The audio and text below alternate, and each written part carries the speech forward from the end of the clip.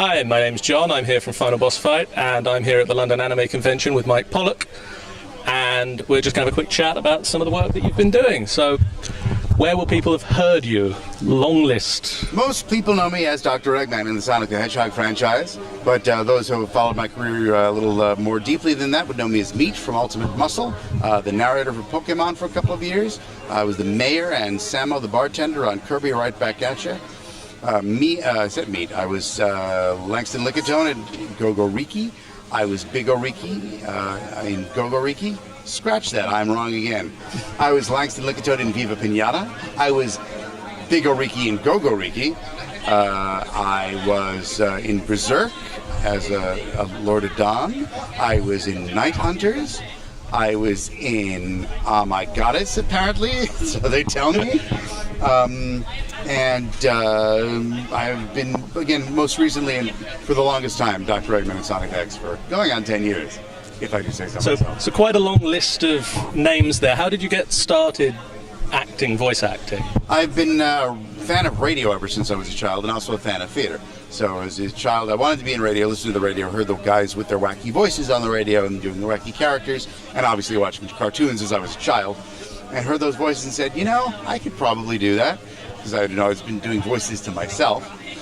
And then eventually I did some school theater and community theater, learned how to act, and worked in radio for a while, and ended up finding what I really enjoyed about radio was not the, hey everybody, it's 7:20, good morning, but doing the wacky voices in commercials, which they made you do after your shift. So I said, I'd like to pursue that.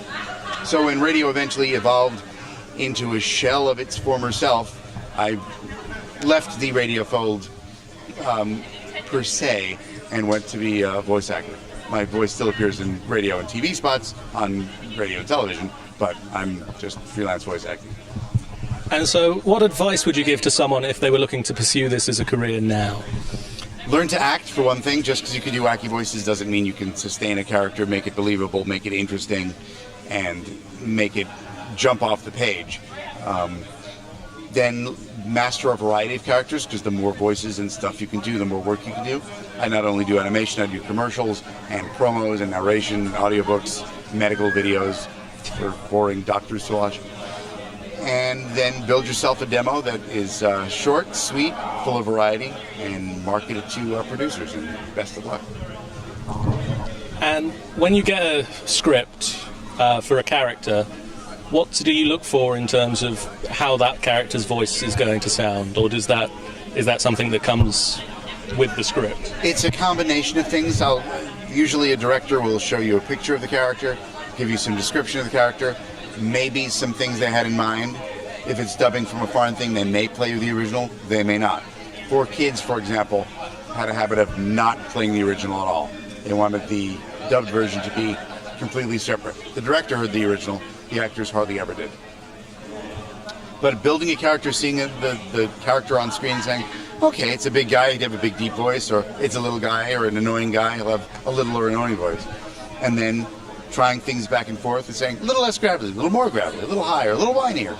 And then eventually with the director, we build something that the producers and the rest of the client behind the director will sit and say, we like that guy, we like that guy.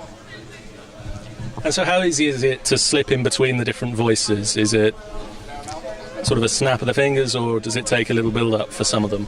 If I'm trying to record two characters talking to each other, I'll want to record them separately, but I can usually shift from one voice to another, like Dr. Eggman, in the drop of a hat. So that's usually pretty easy. There's occasionally some warm-up if it's a voice that I did once, and I'm coming back in a couple weeks to do another episode for the second time. I'll ask for a reference, and then I have to make sure the voices match. Though there are some production companies who don't believe in vocal reference, so through different episodes, the character has a completely different voice, and they don't care. But I like to have some consistency if it's possible. And so how many conventions like this do you go to? 2 or 3 a year. I'd love to do more, but the character actors, which are not the leads and the big name characters, but the villains and the wacky sidekicks, which I tend to do, they don't get the love. So I'm delighted that there are cons here who have a sense of character acting that know who to invite. So conventions, listen up, he wants to come to more. Just Sure. Send him the letter. Get him out. I'm available. So how does... is this sort of a global... You've gone to global conventions, you've seen lots of fans around the world. How do the fans differ in different locations? Most of my global experience, aside from a honorary attendee position at Summer of Sonic, I could not appear officially, but I was among the crowd. Most of the international fans actually come from Facebook and Twitter these days, because the world is literally at your fingertips. Fans are surprisingly similar. If they like you, they really, really like you. And that's a great honor. Mind you, there's a difference between liking, loving, and stalking. Stalking is a little more of a challenge. At some point, you do have to go away, have a life, thanks. But it's great to hear fans that even if they don't love you, if they have some issues with you and they're willing to discuss their complaints in an intelligent, respectful manner, that's good too. But it's spectacular to know that at least, if not me entirely, my voice is around the world. That's really cool. And so is there any particular lines that fans keep wanting you to say to them or get recorded? Yeah, the Dr. Eggman, for example, Get a Load of This is very popular. There's the Snooping as Usual crowd, which is more of an off-color, immature meme more than anything else. Sega has a problem with having me say too much stuff that they're not in charge of. So I'll say generic stuff like, I'm Dr. Eggman.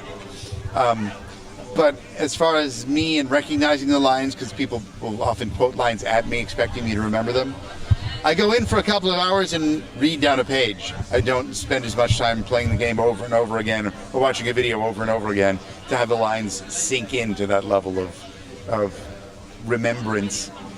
So there are lines, but very often I won't remember them or recognize them. And so do you play the games at all or watch the videos at all, or is that you do the acting and then move on to the next thing? I'll watch videos because I can follow the plot from point A to point B to point C. I've never been a gamer, even before I was doing gamers. I played Pong a couple of times as a child because we had a Pong set plugged into our really old television. I played the Trivia Whiz game in the arcade because I like trivia, and eventually just memorized all the questions and answers because there were only a couple of dozen of them, so it seemed. So easy enough to do. And reached the top of the leaderboard, not for any great knowledge of trivia, but because I knew every question and answer. But I've never had the patience or coordination or aptitude for playing games. I have children. They play games. They play my games. They play my games in the back of the car. That's very annoying. When Mario and Sonic at the Olympic Games came out, they were doing a demo at the mall, and I happened to walk by. We're on our way to see a film. And I said, oh, hey, there's that game. I'm in that. Would you play as me? Talking to the shopkeeper. Said, I don't have any interest in playing. I just want to see what I look like. Oh, great. Thanks. Bye. That was enough. And so have you ever just been out like that, wandering through and seen or like heard your voice and gone, I remember doing that? Twice, actually. I was going to say, well, that happened once, but it recently happened a second time. I was in Rochester, New York, working in radio at the time and doing voiceover side jobs. And I was sitting in a chemist shopping for toothpaste or something, and suddenly my ears perked up and I looked up the overhead speakers and said, that's me! That's my commercial! That's me on the radio! Hey everyone! Of course there was no one there, and there was no one there that would have cared anyway. I was very surreptitiously looking around saying, and then most recently I was waiting to go in for an audition in New York. And I was sitting in the audition room with a bunch of other wannabes, essentially. And I heard an advert that I had just done come on the radio for the New Jersey Lottery. Just me, 2 lines saying, oh, yeah! And I said, I've already booked that gig.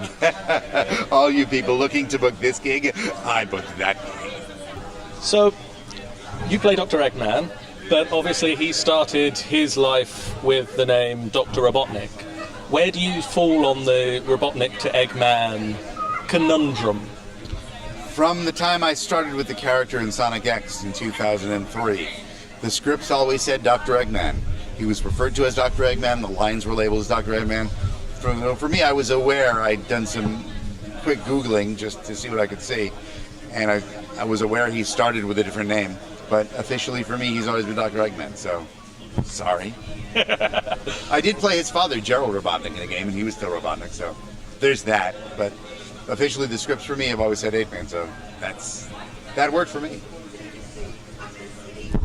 And we look forward to seeing more of him in future games. We'll see you.